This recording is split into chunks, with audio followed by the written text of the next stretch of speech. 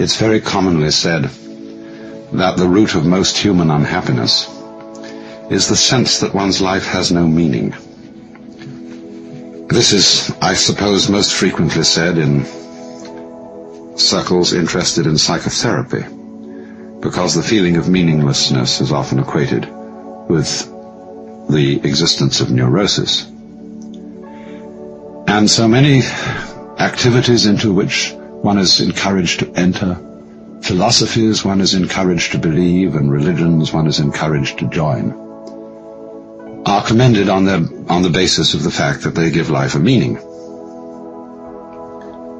And I think it's very fascinating to think out what this idea itself means, or what it is intended when it's said that life has to have a purpose. I remember so well as a child listening to sermons in church in which the preacher would constantly refer to God's purpose for you and for me, and I could never make out what it was, because when questioned about this, the Reverend gentleman seemed to be evasive.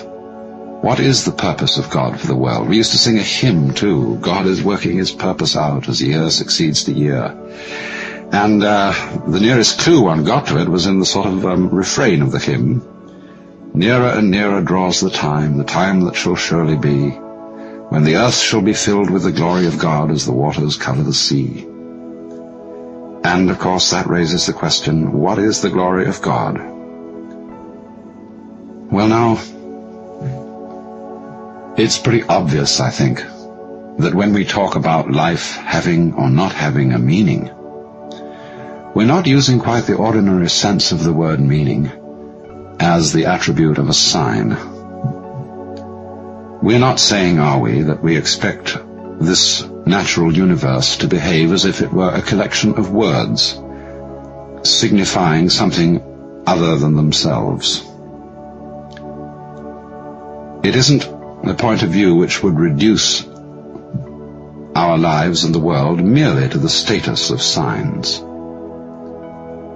And it's obviously in some different sense than that that Goethe wrote his famous lines at the end of Faust. Alles Vergänglicher ist nur ein Gleichnis. Forgive my pronunciation of German. All that is mortal, or all that is perishable, is but a symbol. And so, a symbol of what? What do we want to feel? What would satisfy us as being the meaning behind this world? It's so often, you know, that we don't follow our ideas and our desires through. Most of the things that we want very fervently are things that we've only half glimpsed. Our ideals are very often suggestions, hints, and we don't know really exactly what we mean when we think about it. But there is this obscure sense in which we feel that life ought to have significance and be a symbol in at least that sense, if not just so arid a symbol as a mere sign. Or it also may mean that life is meaningful. An individual feels that his life amounts to something when he belongs and fits in with the execution of some group enterprise. He feels he belongs in a plan. And this too seems to give people a sense of great satisfaction. But we have to pursue that question further too.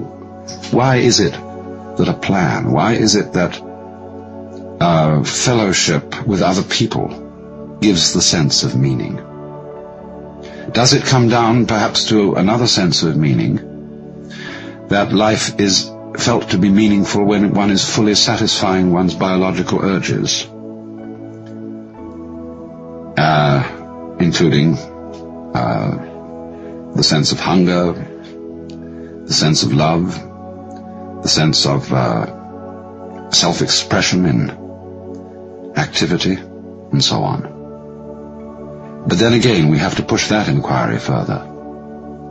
What do our biological urges really point towards? Are they just, however, things always projected towards a future? Is biology and its processes nothing but going on towards going on towards going on? Or there's a fourth and more theological sense of the meaning of life. In all theistic religions, at any rate, the meaning of life is God himself. In other words, all this world means a person. It means a heart. It means an intelligence. And the relationship of love between God and man is the meaning of the world. The sight of God is the glory of God, and so on. But again here, there's something to be further pursued. What is it that we want in love with a person, and even a person in the sense of the Lord God? What is the content of it? What is it that we are really yearning after? Well, now, if we go back to the first point, taking Goethe's words that all that is transitory is but a symbol, and that we want to feel that all things have significance, it does seem to me that there's a sense in which we often use the word significance, where the word seems to be chosen quite naturally, and yet at the same time it's not quite the right word. We say, for example, often of music, that we feel it to be significant, when just at the same time we don't mean that it expresses some particular kind of concretely realizable emotion, and certainly it's not imitating the noises of nature. Program music, you know, which simply imitates something else, and it deliberately sets out to express sadness or joy or whatever, is not the kind of thing I mean. So often when one listens to the beautiful arabesque character of the Baroque composers, Bach or Vivaldi,